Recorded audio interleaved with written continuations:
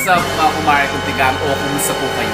Kayo po ba mga kumare kong tigang ay sobra-sobra pa rin ang inyo pong mga problemang pinagdaraanan? Kayo po bagay urat na, natotosing na talagang linding-linding na sa buhay po ninyo dahil sa problema ng pagkakautang at kawalan ng kaperahan. Pues, kung ganyan pong mga sitwasyon nyo po ha mga kumare kong tigang ay eto na. Nako, kasi ngayon po'y dumating na yung ating pinakaintay-intay na isang napaka-powerful po na pampaswerte na na-sold out po noon. Ngayon po'y nagbabalik na siya at available na po ngayon na napakainam pong pampaswerte at lucky charm para tayo po'y makalina namang sinasabing mga positive energy ng kaperahan para tayo po'y makapagbayad na ng ating pong mga pagkakautang. Ano yan? Yun na nga po ha mga kumare kong tigang. Kaya kung gusto nyo pong malaman kung ano po itong isang napaka-powerful po na pampaswerteng ito na talagang pong napakainam ng taglay nitong kakayanan sa yun na nga pagkontra sa pagkakautang na yan, panoorin nyo lamang po ang video kong ito. O siya, go mga kumare kong tigang.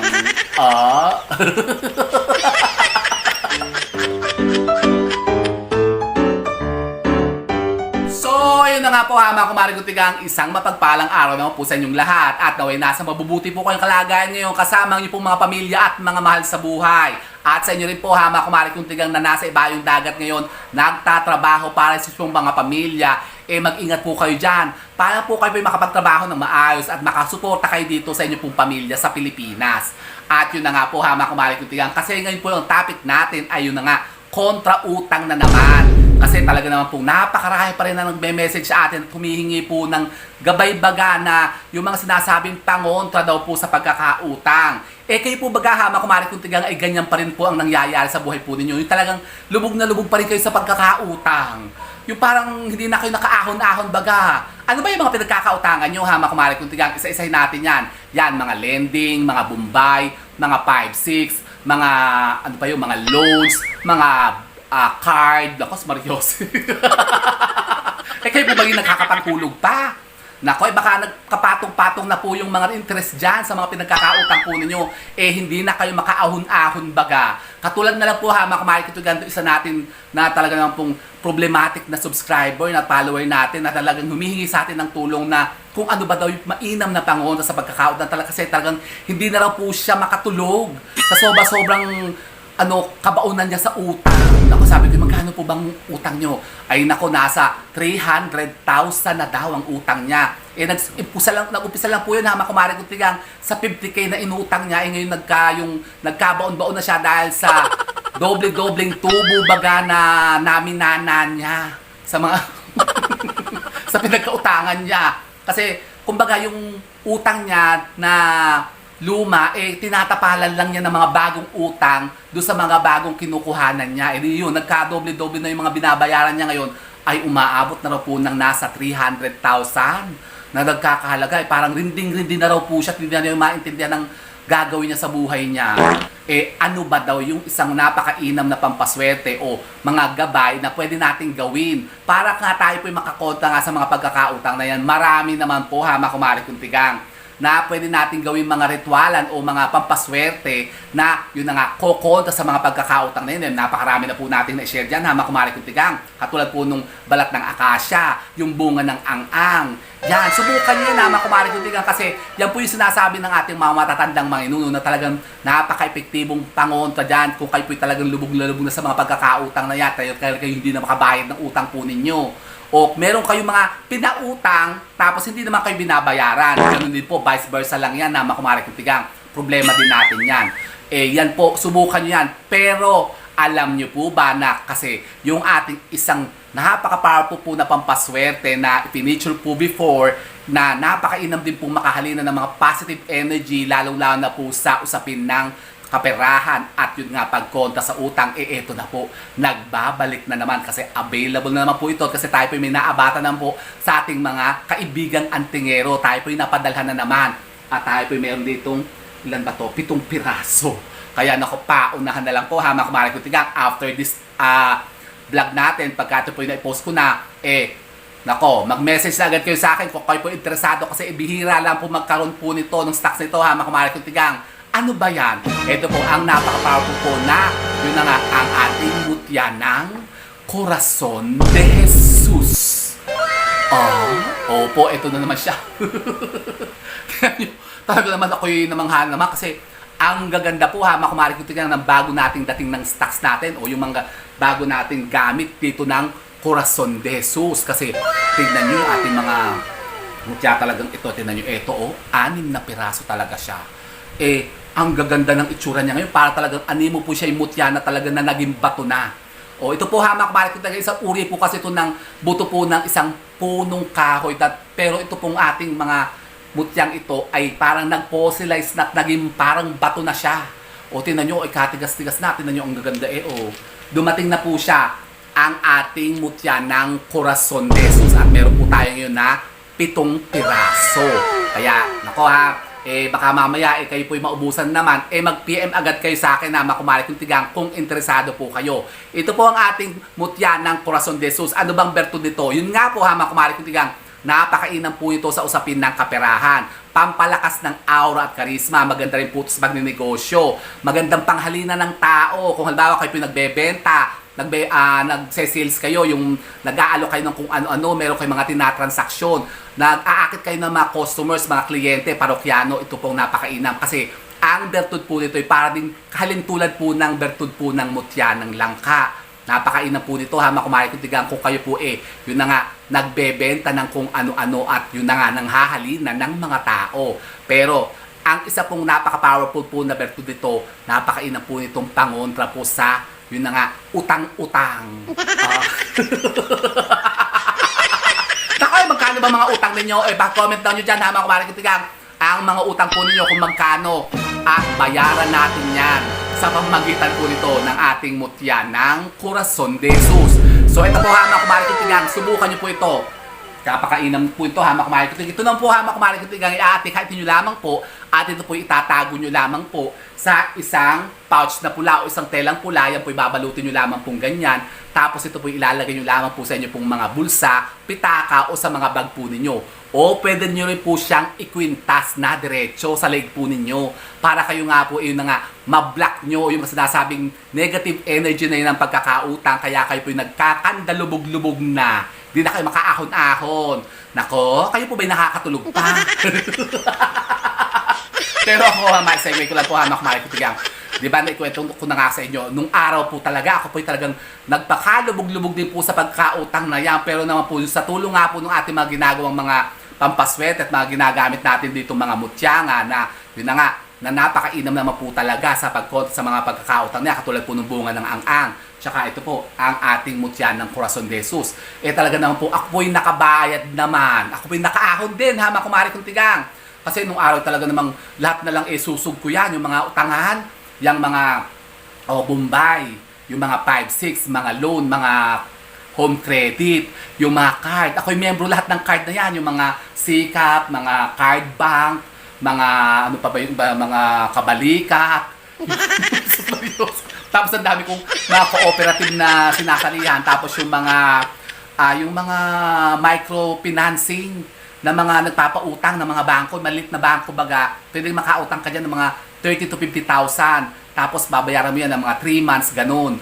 Tapos Mariosep, ako talagang baon na nung panahon na yon kasi sa dami po kasi ng mga pinapasok kong mga negosyo, sa kagustuhan ko pong ako po'y, yung maisalba ko yung mga maliliit kong mga businesses, ako po'y banto ng banto. So ang ginagawa ko, ako po'y utang ng utang kasi malakas ang loob ko Malakas ang loob ko mangutang kasi ako naman po, marunong din naman po kasing magbayad. Kaya lang para ako'y natitingar-ngar na nung araw, para ako'y rinding-rinding na, parang hindi na ako makatulog baga.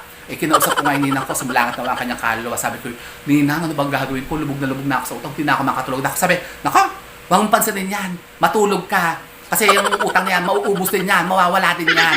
Hindi totoo yan, yung utang kapag ka daw ulubog ka sa utang, hindi ka makakatulog. Hindi, tulugan mo yan, sabi sa ninang ko. Ayun, awa ng Diyos, patay na yung ninang ko. Sumulangat na ang kanyang kaluluwa. Nako po. Pero yung ninang kong yun, primera ano din yun, mangutang din yun. Mahilig din mangutang yun. Lahat ng utangan, miyembro din siya.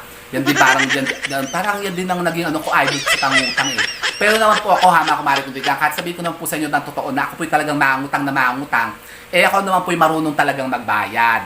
Pero ngayon, ako yung medyo takot na. Kasi kahit yung ano ba yung sinubukan ko kasi talaga ang hilig-hilig ko talaga mangutang ha mga kumari ko. Kahit yung mga online na mga pautangan, yung tala, alam mo yung tala, maganda yung tala ha mga kumari ko. Tingnan kung marunong kayo magbayad. Na-try ko yung tala. Yung online loan, yung online utang sa tala. First utang dyan is 3,000. Pagka maganda yung payment mo, makakautang ka na hanggang 7,000. Tapos third utang mo 10,000. Hanggang mag 15,000, 20,000 ka na, bibigyan ka nila. Ako parang umabot ako ng mga nasa 30,000 na yun, tinigilan ko na. Naririndi na ako. Tsaka natatakot ako nung nauso yung sinasabing, yung parang nangaharas na, yung nagte-threat na, yung mga naniningil, yung mini-message na yung mga friends mo sa phone book mo kasi alam nila, nate-trace nila, nakukuha nila yung yung record ng phone mo kasi kukunin nila yung as a reference tapos pagka hindi ka nagbayad, yun ang sisingilin nila. Tapos alam nyo, sa akin marami din nangyaring ganyan na meron mga nagme-message sa akin na sabihan mo si ganyan, magbayad ng utang niya dahil ikaw ang ginamit na tawag doon, yung garantor, leche. Kasi may mga ganyan yan na makumalik ito yung mga pautangan, may mga kailangan meron bago kayo ma-approve dyan sa mga card, kailangan may garantor ka. Yung parang co-maker baga. Nako, kapag kaganyan ng puha, makumalik ito ka, tapos hindi kayo makabayad, talagang pupugigin kayo, hindi kayo titiligilan yan. Katulad po ng card bank, alam niyo yung card bank? Micro cooperative yan parang ganun. Membro ako niyan, matagal na, siguro mga 10 taon na ako diyan. Pero ngayon po hindi na ako nangungutang, kaya lang sa card bank, ayaw nila nang hindi ka nangungutang para kasi wala kang kwenta sa kanila pagka hindi ka nangungutang. Pagka yung mga insurance lang binabayaran mo kasi gusto nila umutang ka ng umutang. Kasi meron sila mga pautang ng mga cellphone, ganyan yung mga 5,000, 10,000, may mga ganito silang utang. Ang pinakamalaki na utang ko dyan sa card bank ay 100,000. Nung may business pa po ako, may butik pa ako noon. Ang bayad nun is 6 months. So, weekly babayaran mo yun. Parang magkano ba binabayaran ko noon? Parang 1,500 ata, 3,500 weekly. Di ba sabi ko nga sa inyo noon, na umabot ako sa pagkakautang noon na everyday ang binabayaran kong utang mga kumari kong tigang nasa 9 to 8,000, 8 to 9,000. Nako, oo.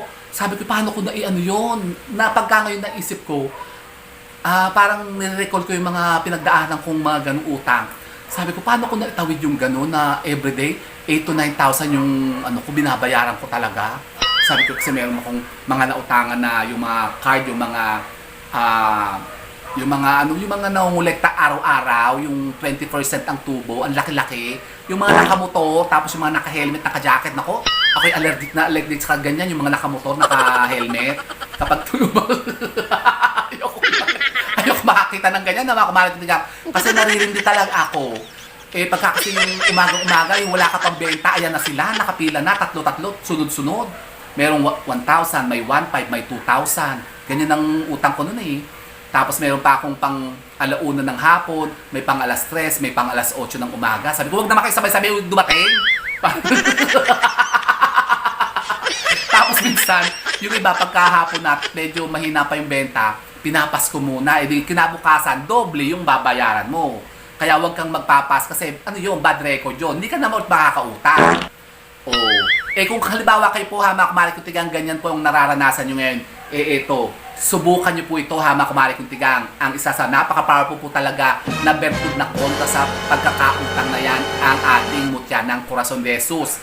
At napakainam din po ito kumari kung tigang kung kayo po may mga negosyo, may mga businesses kayo po nang aakit ng mga tao, mga kliyente at parokyano na yun na nga, bibili o magko-close ng mga transaksyon sa inyo. Ito po, pwede po natin ikwintas siya kumari kung tigang at tayo po may available po ngayon 7 piraso. So paunahan na lang po kumari kung tigang kasi talagang napakabilis po nito para mas mabilis pa to sa pandesal. Kapag kasi marami po kasi ang nag-i-intay na nito Marami na nakapag-perceive na ito, itong ating mutya ng Corazon de Jesus na ito. Kasi talagang ito naman po subok ko na talagang napaka-epektibo niya kumari kung tigang. Kaya nasa inyo na yan. Subukan nyo kung gusto nyo malaman kumari kung tigang kung ano po magiging epekto nito sa inyo. Kung kayo po lubog na sa pagkautang, hindi na kayo makabayad, rinding din na kayo sa buhay po ninyo, at kayo parang natotosing na. Yung parang urat na kayo sa buhay nyo. Ito na ha, mga kumari kong tigang, available na po siya. Mag-PM lamang po kayo sa akin na mga kumari kong tigang sa number natin na 0995-433-6402 at ito po'y ipadadala ko po sa inyo. So yun po ha, mga kumari kong tigang, kaya tigilan nyo na yan. Pag utang-utang na yan, kung hindi lang po importante yung mga paggagamitan ninyong mga utang na yan, kung halimbawa kayo po'y mangungutang, maghahanda lang kayo sa mga pestahan, mga birthday, ganyan, mga kung ano nung lamyedang pagkakagastusan po ninyo, iwasan nyo na yan. Tigilan nyo ng mga utang. Tapos kung kayo po'y magninegosyo, tapos galing din lang po sa utang, nako, mag-isip-isip muna kayo ng 10 beses. Kasi baka kayo po'y malubog lang dyan ha, mga kumari kong tigang. Pero kung kayo naman po'y talagang magaling magpaikot ng pera, bakit hindi? Katulad ko ha, mga kumari kong tigang, ako po'y talaga namang kahit ako'y mangutang, marunong naman ako magbayad. Nakakabayad naman ako. Kaya ngayon, wala na akong utang. Yung mga tao kasi tumulong po sa inyo nung araw, nung nangailangan po kayo, tapos kayo po'y natulungan, tapos hindi nyo po babayaran, nako, mag-isip-isip kayo kasi alam nyo po ba na kapag kayo po'y hindi marunong na mga magbayad ng utang po ninyo, hindi kayo talaga aasenso. Kahit ano pong gawin nyo po sa buhay po ninyo, totoo po yan. Kapag kayo po'y may mga utang na hindi binabayaran, mabigat sa buhay yan. Kayo po'y talagang, nako, hahantingin yan forever.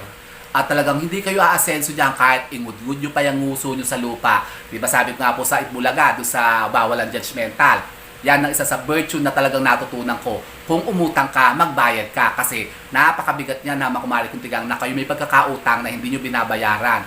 Yun na nga, kasi kahit ano pong gawin nyo sa buhay po ninyo, kahit anong pagsusubikap ang gawin po ninyo, ingud-ngud nyo pa yung nguso nyo sa lupa sa pagtatrabaho, hindi rin kayo aasenso kapag may utang kayong hindi nyo binabayaran. Talaga ba? Talaga, totoo yan na mga katigang, subukan nyo yan. So ito mga katigang, sana po may napulto ba ng bagong idea at kaalaman sa pagkono sa mga sinasabing mga kamalasan na yan ng pagkakautang. And so with that mga katigang, keep safe and God bless. Thank you for watching and don't forget to subscribe my channel. I know you like it. And don't forget to brush your teeth. Bye mga katigang!